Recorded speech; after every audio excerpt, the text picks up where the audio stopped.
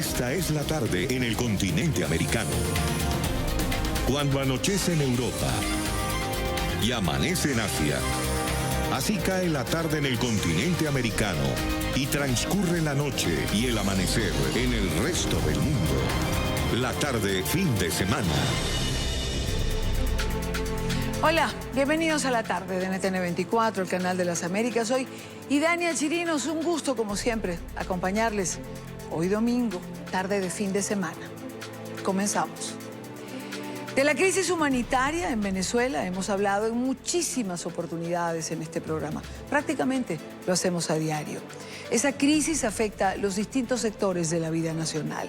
La salud, por ejemplo, y la educación.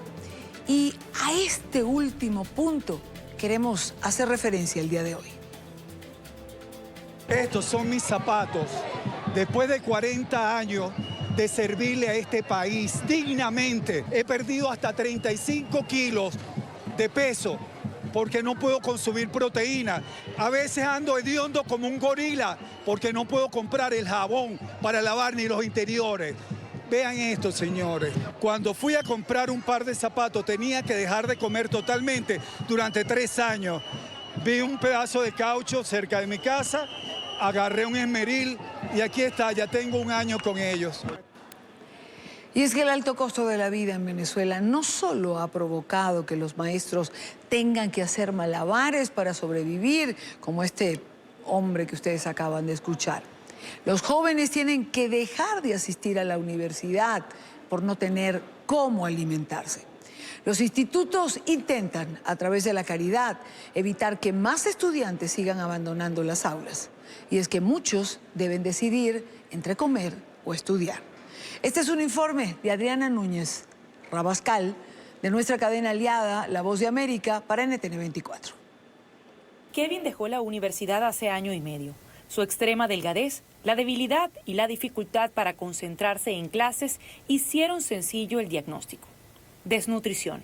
Llegamos a tener casi 5 días sin comer más que tomar agua.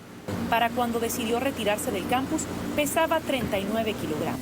Además del hambre, el colapso de transporte público le obligaba a caminar 40 minutos hasta conseguir un autobús que lo llevara a la universidad. Yo antepuse la salud ante todo. Era o pagar la inscripción o comer. Él, con el apoyo de sus compañeros, creó una campaña de recolección de fondos en Internet para comprar comida, pues a pesar de venir de una familia de clase media, los ingresos solo alcanzaban para abastecerse con arroz y harinas. Mi hermana y yo tuvimos que vender los carros para poder comprar comida y subsistir, pues. El gobierno en disputa de Nicolás Maduro defiende su sistema de educación gratuita, que cuenta con 45 universidades públicas, y acusa a las privadas de mercantilizar la enseñanza. Y la revolución ha estabilizado la inversión en educación por encima del 7.5% del Producto Interno Bruto. En la universidad privada donde estudiaba Kevin, un 13% de los alumnos hace 2 o menos comidas diarias, según cálculos de las autoridades de esa institución. Otras revelan que han tenido que becar a entre 15 y 40% de los alumnos, que se ven en la encrucijada de decidir entre comer o formarse académicamente. Adriana Núñez Rabascal, Voz de América, Caracas. A esta hora quiero saludar en Madrid, España, a Antonio Ecarri, presidente ejecutivo de la Fundación Arturo Uslar Pietri. Antonio, bienvenido. Gracias por acompañarnos. Gracias, Idania. Muchos saludos. Es una crisis, multidimensional. Tiene tantas aristas que ni siquiera sé por cuál comenzar. Quizás por la que plantean las notas que acabamos de ver. ¿Aulas vacías es lo que está dejando la crisis del sector educativo en Venezuela en este momento? Bueno, y Daniel, yo te puedo decir que es que la educación se convirtió en un hecho para muy pocos. O sea, la educación se ha limitado en Venezuela a un grupo muy pequeño de la población. Te puedo decir que más del 85% de los venezolanos está excluido del sistema educativo. Y por supuesto, un país que patea la educación como la hace, rechaza su educación y rechaza su futuro y condena su futuro. Es una situación sumamente sumamente grave. Fíjate, hoy los estudiantes no tienen infraestructura, no tienen con qué comer, no tienen con qué vestirse, los estudiantes no tienen libros cómo aprender, no tienen útiles escolares, no tienen transporte. Es decir, el sistema educativo venezolano entró en una etapa final y de ruina total. Y por supuesto, eso condena el futuro de Venezuela, condena el proyecto de vida personal de tantos venezolanos. Es decir, una situación absolutamente grave e insostenible. Ese testimonio que veías de los maestros es un testimonio que es universal en Venezuela, es un testimonio que no solamente le toca a los maestros, sino a casi todas las profesiones, pero muy especialmente al maestro venezolano que está continuamente chantajeado, amenazado, le han quitado y le han arrebatado su seguridad social. Tú eres venezolana, Idania, y conoces la historia de los docentes venezolanos durante la época de la democracia. Era de las profesiones más estables que habían, con la mejor paquete de seguridad social. Hoy eso no existe, hoy no hay ni cómo vestirse, o sea, la situación es gravísima. Entonces, ¿qué hay? Aulas vacías en Venezuela, hay una crisis estructural y ojo, Idania, esto no es una crisis coyuntural. La crisis del sistema eléctrico, la crisis que tenemos de comida, la crisis que tenemos de agua, la crisis sanitaria, son crisis que se pueden atacar de manera inmediata. Pero esta crisis educativa no es coyuntural, está sembrando un daño terrible en la sociedad venezolana. Se trata de cambiar los valores, de entrar en una crisis mucho más profunda.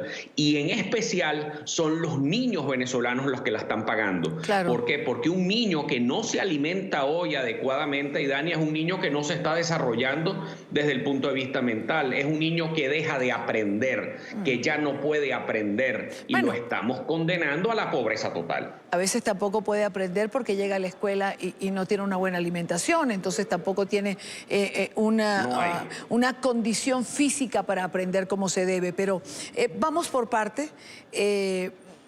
Las aulas vacías no solamente están vacías por falta de estudiantes, depende del nivel, unos porque no pueden pagar, otros porque simplemente no tienen cómo alimentar si no llegan. Pero hay un punto que no quiero saltarme contigo el día de hoy y es la ausencia de maestros, la ausencia de profesores, porque así como hay deserción escolar de alumnos, también hay deserción escolar de quienes tienen en sus manos la responsabilidad de enseñar. Porque se han ido muchos, Antonio, muchísimos están fuera. Mira, Idania, nosotros en los estudios que hemos hecho de la Fundación Arturo Uslar Pietri te podemos decir que más del 60% de los maestros venezolanos han abandonado las aulas de clase. Las cifras son cada vez mayores. Un maestro venezolano lo que está ganando son $2 y te puedes imaginar si este maestro además es padre. Hoy para enviar un niño a la escuela venezolana cuesta $300. ¿Tú me puedes explicar qué padre puede pagar eso? O sea, es decir, si tú lo que ganas son $2. Es decir, es la destrucción de la sociedad por parte del socialismo del siglo XXI, que es la alarma permanente que nosotros tenemos que dejar como marca para toda América Latina y para todos los que nos están viendo en este momento. No se trata solamente de un mal gobierno, se trata de un modelo político que sembró y que dejó unas raíces muy graves. Ahora, fíjate, pero quiero retomar esto. Más del 85% de los niños venezolanos no están yendo a la escuela. Y no están yendo a la escuela, uno, por falta de transporte. La crisis, por ejemplo, en el Táchira es gravísima. Mira, la crisis en Guárico. Yo quiero mencionarte, además, la escuela rural Andrés Bello, cerca de Valle de la Pascua, en el estado Guárico. Ya hay 3 niños, 3 jóvenes quienes fallecieron durante el año escolar pidiendo cola en la tolva de los camiones porque no hay cómo transportarse. Es decir, pierden hasta la vida. No tienen zapatos. Yo he visto, Idania, cómo los niños venezolanos se quitan los zapatos para no gastarlos durante el recreo. Es decir, es una situación de verdad vergonzosa. Es un país que está condenando su futuro y eso es lo más grave. No tienen maestros, los maestros están pésimamente pagados. Mira, los maestros venezolanos, yo quiero enviarles desde aquí un abrazo de solidaridad. Son héroes venezolanos. No tienen cómo pagar nada, no tienen cómo hacer mercado, no tienen cómo vestirse y sin embargo caminan kilómetros para todavía dar clase en una escuela venezolana. Esos son unos verdaderos héroes y son los héroes de la verdadera resistencia que hay en Venezuela. Son estos maestros que día a día están yendo hasta las zonas más recónditas del país para esto. Pero ahora que mencionas esto, quiero preguntarte que nos expliques, en ausencia de maestros, entiendo que el régimen ha creado algo que denomina la chamba educativa. En 48 horas preparan a alguien y lo meten a dar clases en un salón. ¿Qué es eso? ¿Cómo en 48 horas va a prepararse a alguien para que tenga la responsabilidad de enseñar? Bueno, es parte del maltrato y de la política criminal que ha tenido el régimen con relación al sistema educativo venezolano, Idania. Es decir, ¿cómo se te ocurre que un maestro venezolano va a ser preparado en 48 horas? Y además personas que no tienen ni siquiera la más mínima condición para entrar a un aula de clase. El problema es cuando tú como gobierno, eso lo venimos denunciando nosotros hace más de 10 años, cuando tienes como norte que la educación te sirva para formar militantes partidistas y no para formar científicos, ingenieros, médicos, abogados, es decir, es otra cosa completamente diferente. Entonces a ellos el maestro, ¿qué es? El maestro es un obstáculo para la libertad, el maestro es una persona que hay que sacar del juego y lo han tratado de hacer durante 20 años, mal pagándolo. Este ministro irresponsable de Aristóbulo Isturi ha sido el campeón de la destrucción del sistema educativo venezolano y ahora con este nuevo programa que pretende darle peor educación, porque cuando tú entras con un maestro mal preparado, ¿para quién es el daño, Idania? Es para los niños venezolanos que están en el sistema de educación pública, que son más del 80% de los niños venezolanos que va a la educación pública. Por eso te he dicho que la educación ya es un problema, ya es un tema de pocos. O sea, el año escolar arrancó para unos poquitos que pueden pagar dólares. Mira, enviar un niño a la escuela venezolana cuesta $300 nada más dotarlo, entre uniformes, zapatos, sin hablar de alimentación. Es decir, cómo una madre soltera en el Guarataro, en Caracas, en Valle de la Pascua o en San Cristóbal o en cualquier parte de Venezuela, cómo va a sufragar, cómo va a enviar ese niño a la escuela. Claro. Es decir, no tienen cómo pagar, claro. Idania, no tienen cómo mandarlos, no tienen cómo dotarlos y el Estado no da nada de eso desde hace muchos años. Lo sé, lo sabemos. Antonio, te pido una respuesta corta, ya estoy sobre el tiempo. ¿Se puede llamar revolución aquella que no atiende la educación de sus ciudadanos? Efectivamente no. Esto es lo que es un hecho criminal. No se trata de revolución, se trata de destrucción de la sociedad venezolana, porque este daño que se le está haciendo a los niños venezolanos es un daño muy difícil de reparar. Por eso es necesario, Idania, que se dicte un plan de emergencia nacional que convierta las escuelas venezolanas en comedores para que los niños coman. Eso es lo primero que hay que atender de manera urgente y de manera de emergencia. Antonio, te agradezco muchísimo que hayas estado con nosotros como siempre. Gracias por tu tiempo. Sé que estás en España, ya estamos avanzada en la noche. Gracias por estar aquí. Gracias, Idani. Pronto regresamos a Caracas de nuevo a seguir luchando en esta ruta tan difícil que es transformar a Venezuela a través de la educación. Espero que así sea. Buena tarde. Continuamos con más. Revisamos otros temas que son parte de la agenda informativa de este día. Es noticia, Lorena, que se degradó a depresión tropical, pero mantiene la alerta en el oeste de México. El fenómeno se debilitó luego de tocar tierra como huracán categoría 1 en la madrugada de este domingo, en la bahía King, en el estado de Sonora. Lorena presenta vientos máximos sostenidos de 55 kilómetros por hora y se desplaza a 17 kilómetros, provocando un alto oleaje. Las autoridades mantienen la alerta amarilla en Sonora y Sinaloa, donde habrá lluvias torrenciales, descargas eléctricas e inundaciones. Afortunadamente no tenemos reportadas personas lesionadas o fallecidas vinculadas con el efecto de este sistema. Continúa la atención en todos los albergues temporales que se han dispuesto. En líneas vitales, como ustedes lo han visto, no hemos tenido efectos, afortunadamente, en incidentes de consideración. Como lo han dicho también, los vuelos progresivamente se irán normalizando. Afectaciones muy puntuales reportadas por SCT, afectación menor en la telefonía convencional, existe abasto suficiente de combustible, no hay reporte de afectaciones mayores en puentes o tramos carreteros. Y si de clima se trata, es noticia la tormenta tropical Karen, que mantiene en alerta las islas del Caribe. Según el Centro Nacional de Huracanes, el fenómeno se mueve hacia el oeste-noroeste con vientos máximos sostenidos de 64 kilómetros por hora. Pese a que avanza despacio, Karen ya deja lluvias en Trinidad y Tobago y también en la isla de Granada, por lo que las autoridades han emitido una advertencia para que la población tome previsiones. Se espera que en las próximas 12 horas también se emitan alertas en Puerto Rico y las Islas Vírgenes.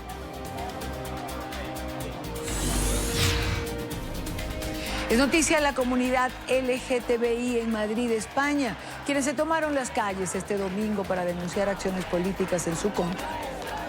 Los manifestantes denunciaron el surgimiento de la extrema derecha y pidieron a los grupos políticos no utilizar sus derechos como moneda de cambio.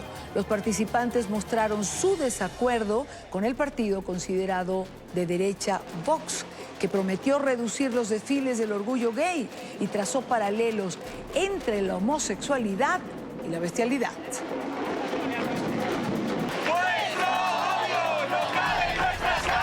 La administración del presidente Donald Trump inesperadamente cambió de opinión.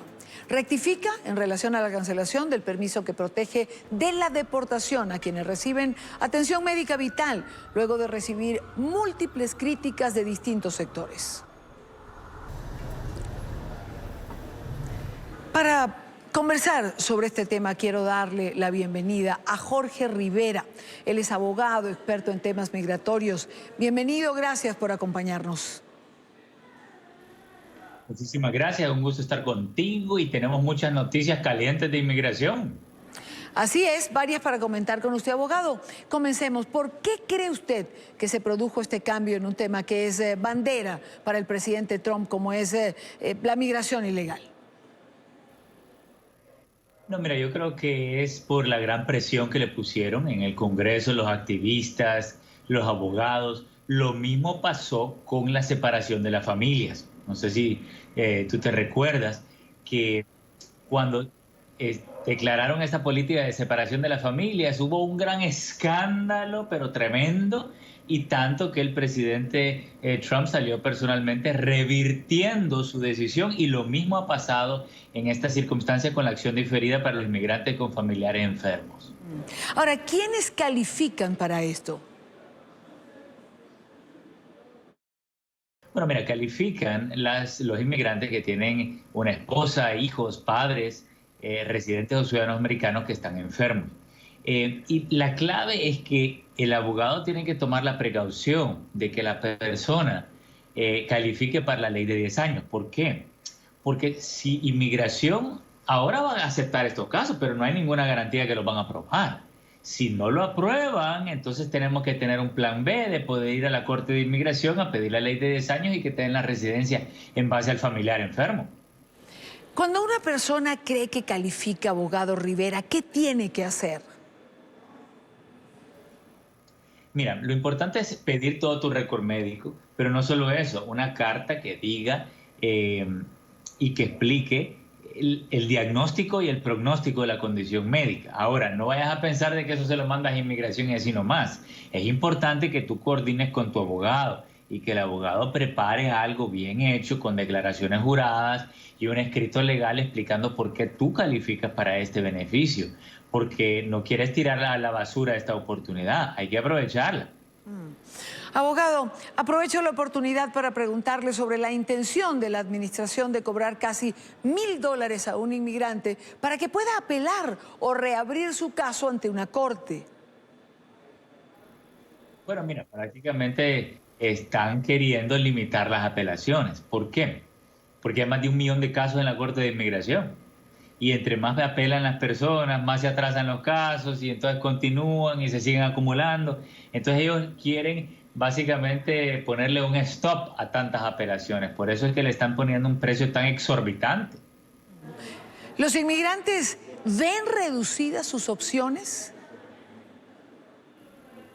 Claro, porque mira, muchas de las personas son de escasos recursos y al ver que tienen que pagar tanto dinero, no tienen el dinero, entonces simplemente ahí se acaba el pleito. Bajo la administración de Trump han aumentado en 300,000 las apelaciones. O sea, tenemos 300,000 apelaciones más de que cuando teníamos con el presidente Obama. Por lo tanto, ellos quieren reducir ese número porque ven que están explotando el número de apelaciones y no las pueden manejar con tan pocos jueces y tantos casos. Bueno, usted menciona y me dice precisamente que las cortes están abarrotadas. Pregunto, ¿hay pocos jueces? ¿Hay falta de ellos? ¿Qué no encaja? Claro, la Corte de Inmigración ha colapsado con más de 1 millón de casos. Y eso es sin tomar en cuenta más de 300,000 que no han puesto en las listas de la Corte de Inmigración y varios otros estados que no van incluidos. O sea, y los casos que están escuchando en las carpas temporales por videoteleconferencia en Texas. O sea que en realidad hay mucho más. O sea, realmente ha fracasado el sistema, pero eso es una oportunidad. Porque si tú sabes que tu caso puede demorar años, entonces tú puedes trabajar con tu abogado para presentar tu asilo, tu residencia, tu ley de 10 años, pedir un permiso de trabajo y mientras tanto no te deportan y tú estás tranquilo esperando lo que se demore. Comienza la agenda de la Asamblea General de la Organización de Estados Unidos en la ciudad de Nueva York y uno de los primeros presidentes en llegar ha sido el presidente de Colombia, Iván Duque. Juan Pablo López tiene información. Juan Pablo. Y Dania, ¿qué tal? Muy buenas tardes. Es un gusto saludarte desde la Gran Manzana, desde Nueva York. A partir de mañana este será el centro de la noticia, de la información. Los líderes mundiales tomando decisiones y discutiendo sobre los problemas que más le afectan al mundo, entre ellos el cambio climático. El presidente de Colombia, Iván Duque, llegó desde ayer en la madrugada, en la noche, y hoy se reunió con un grupo de colombianos en el exterior, invitado por uno de los senadores de los Estados Unidos. En ese encuentro hizo una acusación muy grave en contra de Nicolás Maduro. Dijo que era comparable a lo que pasó con los talibanes y Al Qaeda, que albergaba en su territorio a grupos terroristas y que por eso además iba a denunciar al régimen de Nicolás Maduro en el Consejo de Seguridad y además en la Asamblea General de las Naciones Unidas. El presidente Iván Duque, esto fue lo que dijo hace algunos minutos aquí en Nueva York. Queremos que la comunidad internacional haga más, porque sabemos que hay retos en salud, en educación, pero también quiero decirles, no nos preguntemos ¿cuánto tiempo le va a quedar a la dictadura? Más bien preguntémonos qué vamos a hacer para que se acabe la dictadura en Venezuela.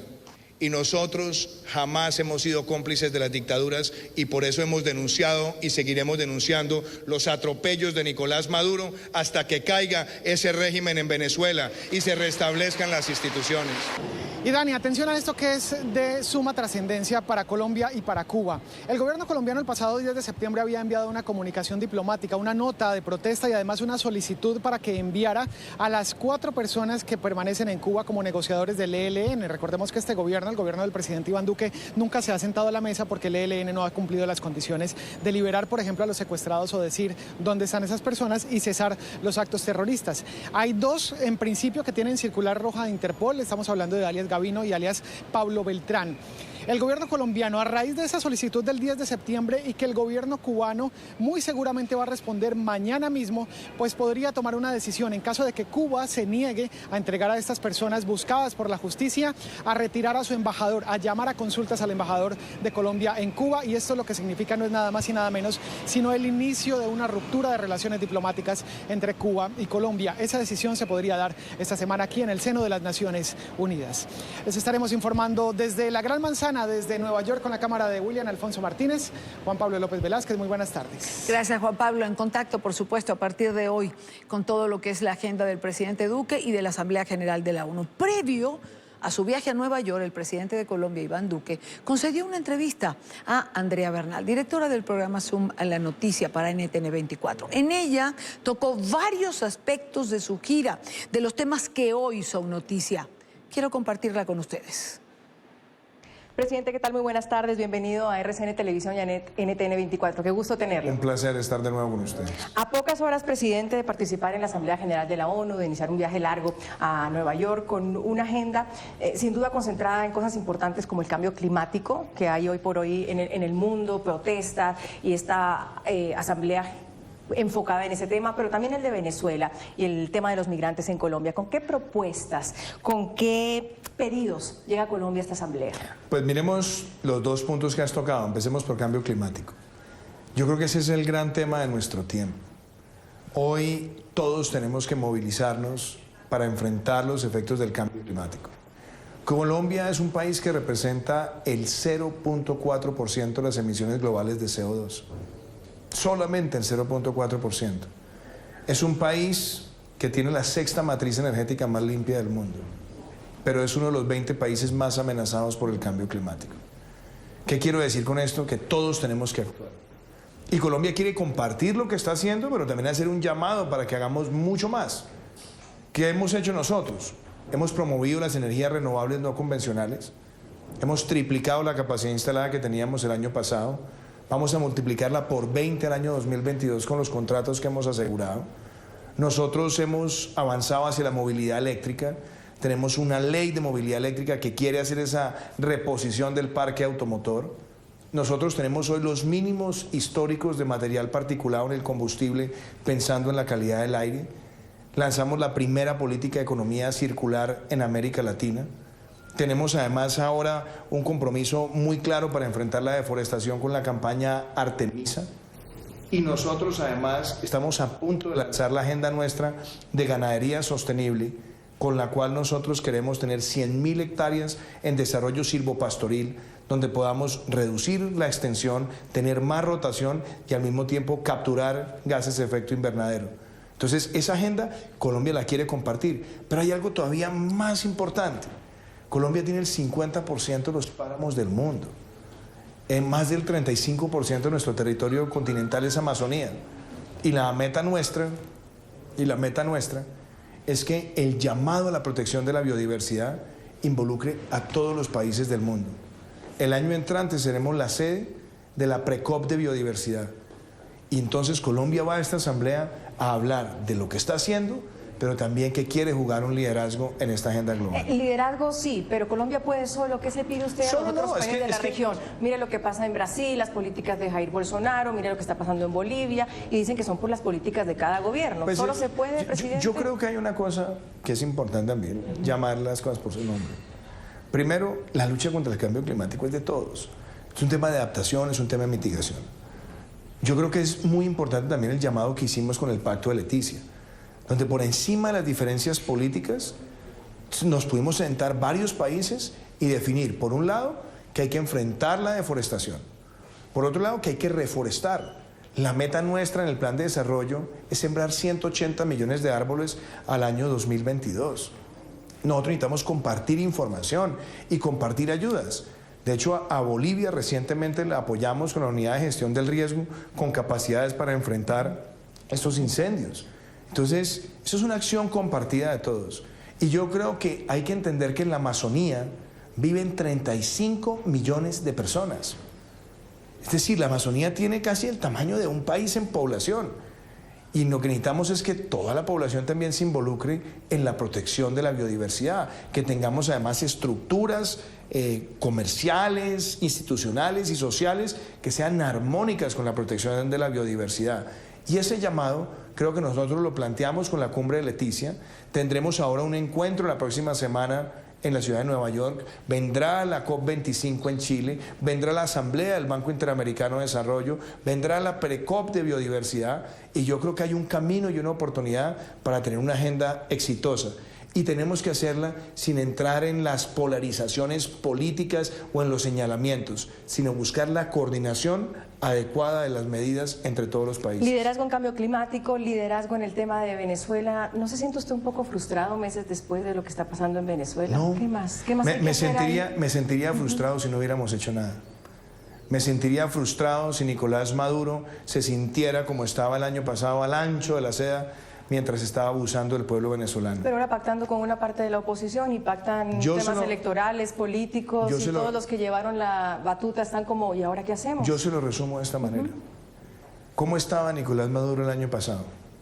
Nicolás Maduro llegó a la Asamblea de Naciones Unidas como si todavía tuviera el total control del pueblo venezolano mientras lo estaba lacerando. Hoy, más de 50 países reconocen a Juan Guaidó y a la Asamblea Nacional. Hoy está siendo amenazado constantemente por un cerco diplomático que está buscando que se caiga el régimen y renazca la esperanza en Venezuela. A mí me parece que esas son cosas que hay que mirarlas con un gran reconocimiento de la movilización de la comunidad internacional. Y por otro lado, las dictaduras no caen sin la perseverancia continua de la ciudadanía. Nosotros como colombianos, defensores de la Carta Democrática Interamericana, vamos a seguir respaldando al pueblo venezolano hasta que alcance su libertad. Y seguiremos denunciando los atropellos de la dictadura. Porque Nicolás Maduro, con lo que ha hecho con el pueblo venezolano, es el Milosevic de América Latina. Pero adicionalmente, con el respaldo que le da continuamente a grupos terroristas colombianos en su territorio para atacar a Colombia, es comparable con la actitud que tuvieron los talibanes cuando permitieron que Al-Qaeda hiciera sus operaciones de terrorismo en su territorio. Y eso el mundo lo tiene que conocer, y el mundo se tiene que movilizar. Y decía alguien que antes del amanecer es cuando la noche está más oscura. Por eso no se puede dejar de perseverar hasta que el pueblo venezolano consolide 3 importantes elementos: cese de la usurpación, cese de la dictadura, gobierno de transición con participación amplia y convocatoria a elecciones libres. Algunos que dicen que se ha llegado al límite y ahora la oposición pacta con Maduro ciertas estrategias, que no está de acuerdo pues el presidente interino Juan Guaidó. ¿Colombia llega con algún tipo de estrategia a la Asamblea? ¿Con algún tipo de propuesta? Nosotros hemos sido muy claros, porque es que Colombia no obra en esto solo ni aislado. Colombia ha obrado, en primer lugar, en el marco del Grupo de Lima, que lleva varios años analizando esta crisis en Venezuela. Colombia ha obrado también en el marco de la Organización de Estados Americanos. Colombia ha obrado en el marco del TIAR. Y Colombia también obrará en el marco de Naciones Unidas para denunciar los atropellos, pero también para hacer un llamado a la comunidad internacional para que enfrentemos también las repercusiones de esa dictadura. Nosotros tenemos 1.4 millones de hermanos y hermanas venezolanas en nuestro territorio, que han cruzado porque se están muriendo de hambre, porque no tienen medicamentos, porque tienen frío en los huesos, porque están realmente padeciendo lo que se llama una angustia famélica. Y nosotros los hemos recibido porque tenemos afecto por el pueblo venezolano. Y entendemos que esto nos trae retos, pero también entendemos que es en estos momentos donde tenemos que mostrar nuestra solidaridad. Sabemos que esto trae costos, sabemos que eso se presta para el oportunismo político, pero yo también estoy seguro que esa relación que estamos construyendo hoy con los hermanos y hermanas venezolanos, cuando ellos recuperen su libertad, cuando recuperen su esperanza, cuando recuperen su futuro, lo único que va a hacer es fortalecer mucho más la relación bilateral entre Colombia y Venezuela. Hay una agenda importante ahora en Nueva York, presidente. Usted se va a reunir con Donald Trump. Sabemos que el embajador Carlos Vecchio nos dijo en NTN 24 que el miércoles había una reunión con líderes latinoamericanos, que quizás otros presidentes iban a asistir. ¿Usted estará en esa reunión y es una invitación de Donald Trump? Nosotros estamos ultimando todos estos detalles de agenda. Es una reunión que se ha hablado, si se da la reunión por supuesto que estaremos allí, porque además nos une con varios países lograr esas 3 cosas para Venezuela: el cese de la dictadura, el cese de la usurpación, ese gobierno de transición y la convocatoria a las elecciones libres. Pero además Colombia está también llamada como obligación a denunciar la connivencia de los grupos terroristas colombianos que están protegidos en territorio venezolano por Nicolás Maduro, quien además es su principal patrocinador. ¿Esa reunión con Trump está prevista? ¿Va a haber una reunión entre usted y Donald Trump? No está confirmada todavía. ¿Le preocuparon a usted las fotos de Juan Guaidó? Creo que ustedes que deben investigarlas. ¿Le preocuparon esas fotos? Le voy a decir las cosas. Cuando empezaron a salir esas fotos, ¿cuál fue la primera amenaza de la dictadura? Decía que el régimen de Colombia era el que había auspiciado que él entrara a territorio colombiano con grupos ilegales.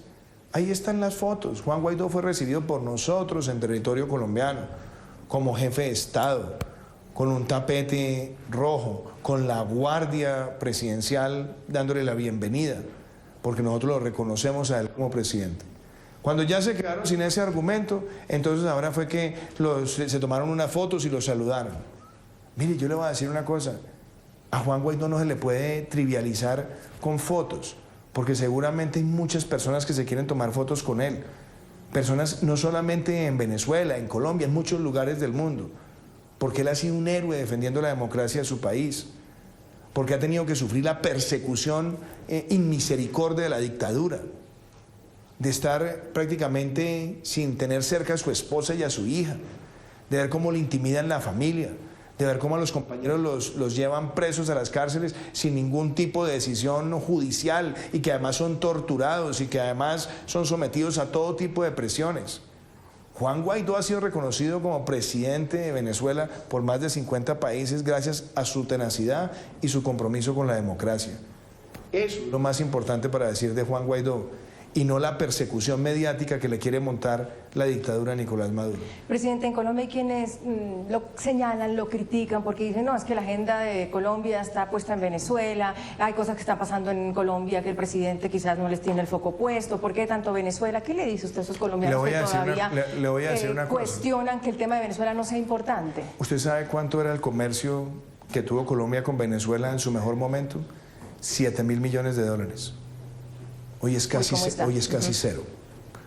Ese era uno de los socios comerciales más importantes de nuestro país. Entonces, hablar de Venezuela es también hablar de un país con el cual tuvimos un importante mercado. Tenemos 1.4 millones de migrantes en nuestro territorio. Es casi el equivalente al 3% de la población colombiana. Es una crisis migratoria como nunca otra en América Latina. Y hablar de eso no es hablar de un tema menor. Cuando hablamos también de Venezuela, estamos hablando de un país con el que compartimos la frontera más extensa que tenemos y que además ha tenido gobiernos que han patrocinado grupos terroristas en su territorio. Luego, hablar de Venezuela también es hablar de nuestra seguridad nacional. Entonces nosotros enfrentamos estas adversidades porque es nuestro deber, pero adicionalmente no le hemos dejado de atender un solo problema a ninguna región de Colombia. Como presidente de este país, he estado en todas las regiones, hemos estado enfrentando todas las dificultades, las malas herencias, pero también construyendo para adelante en los temas económicos, en los temas sociales, en los temas de infraestructura, en toda la agenda nuestra. Y a mí no me da vergüenza decir que cuando nosotros estamos hablando de la solidaridad con Venezuela, estamos hablando de uno de los temas más importantes para nuestro país. De todas maneras, nos lleva a un tema que preocupa a la comunidad internacional, que son las elecciones locales aquí en Colombia. Comparadas con las de hace 4 años, las más pacíficas, ahora usted enfrenta unas muy violentas. ¿Qué pasó? ¿Qué está pasando? Pues mire, es interesante porque primero a nosotros nos duelen los incidentes de violencia.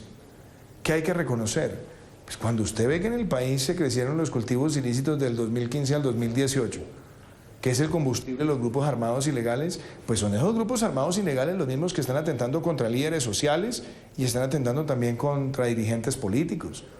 Pero también miremos las cifras, que es importante.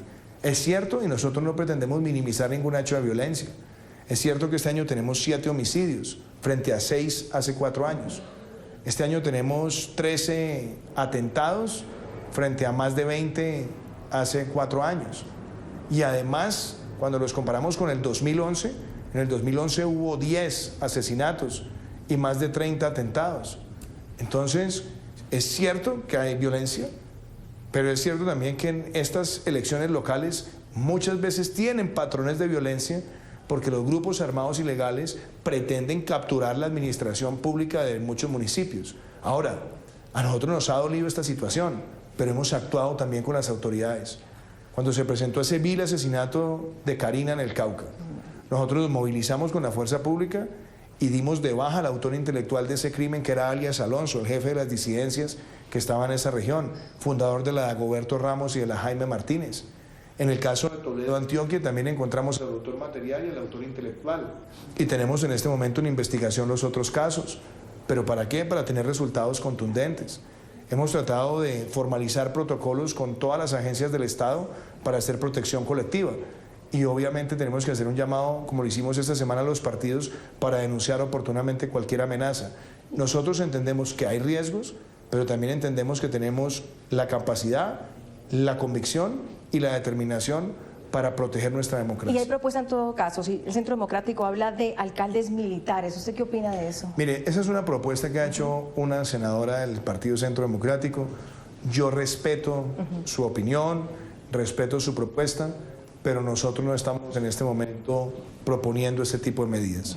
¿Qué estamos haciendo? Medidas de protección colectivas, involucrando a la Unidad Nacional de Protección, a las autoridades militares y de policía, y buscando una buena coordinación, donde tengamos candidatos con amenazas. Por supuesto, lo que hemos pedido es que informen oportunamente a las autoridades sobre sus desplazamientos proselitistas para garantizar su protección y al mismo tiempo darle la protección individual que se requiere. Eso no, entonces, aplazar elecciones en municipios problemáticos. Tampoco creo que nosotros podamos complacer a los violentos. Los violentos lo que quieren es lograr eso, y nosotros no lo vamos a permitir. Nosotros somos una democracia vibrante y fuerte, y nosotros estamos avanzando en los territorios para proteger esas regiones donde los violentos quieren hacer de las suyas.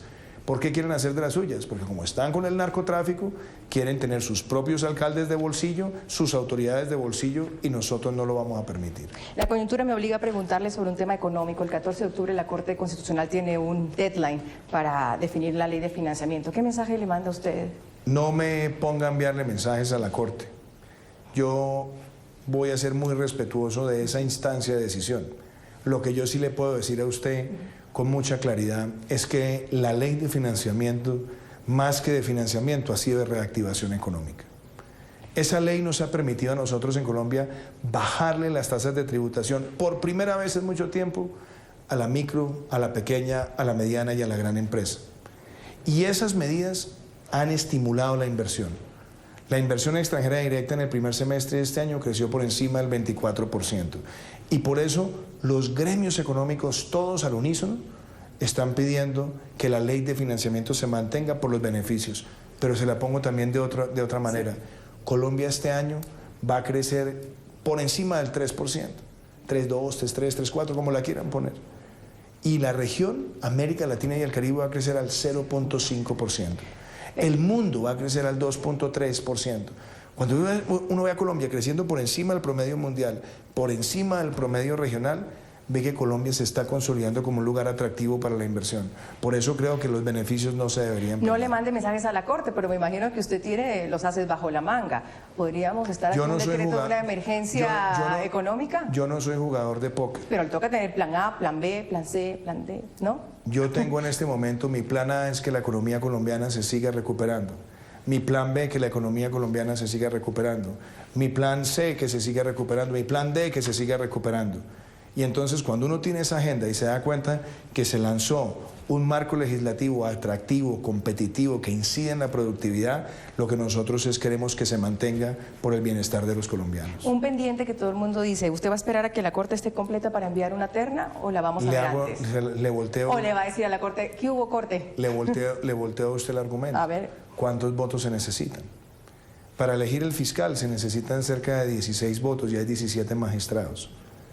Entonces la pregunta es, ¿no es de pronto más conveniente que se elijan rápido los magistrados para que se pueda proceder a una elección con las garantías y las mayorías y el debido debate?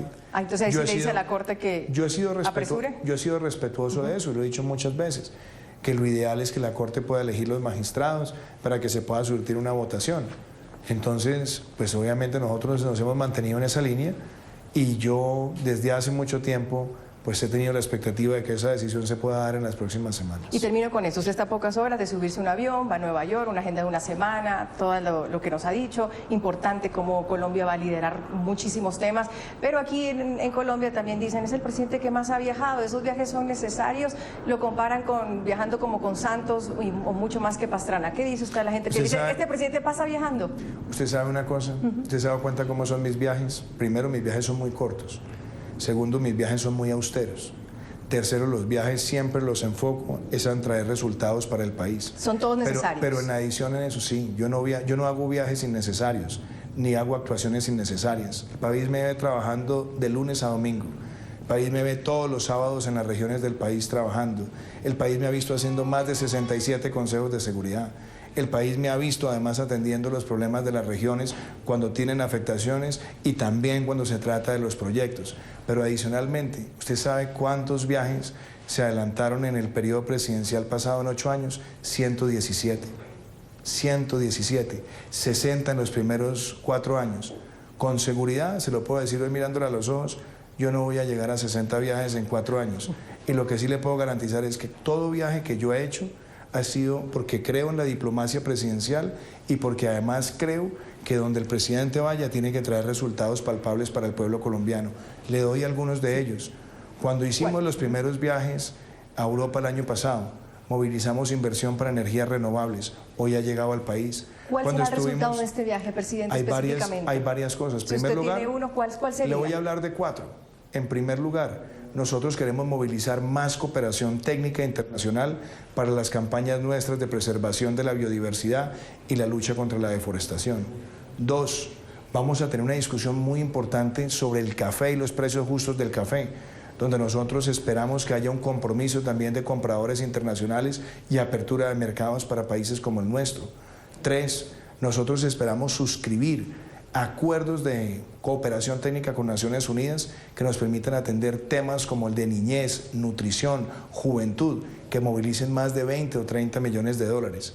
Y en adición a eso, yo espero que la participación nuestra en los 60 años del Banco Interamericano de Desarrollo se traduzca también en la firma de varias cooperaciones técnicas y programas de crédito que nos traigan recursos al país.